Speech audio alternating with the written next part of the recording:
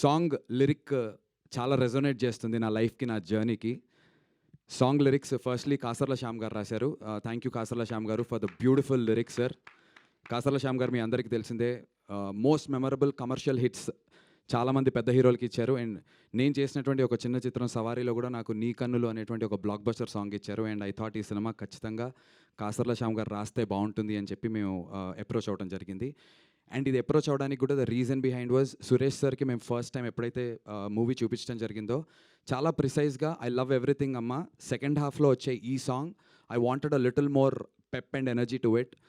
Is there a way that we can redo the song and then get another edit ante? Then we quickly got into it. And sir, our input meer aa roju ichindi sir, it changed the entire tonality of the film sir, because aa tarvata mana Ramanayudu lo vesina prati preview show ki there has been 100% applause. So which is why Suresh Productions is a legendary banner and Suresh Babu garu for a reason. Very precise sniper shot లెవెల్లో సురేష్ బాబు గారు he exactly identified where was it dipping in the film అని.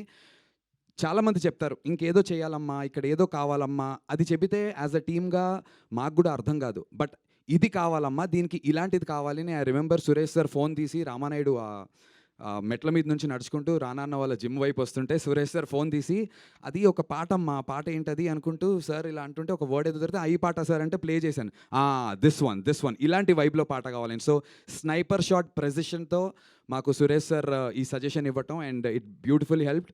Also with the edit Suresh sir ఇచ్చినటువంటి inputs brilliant. It made the film to where it is today.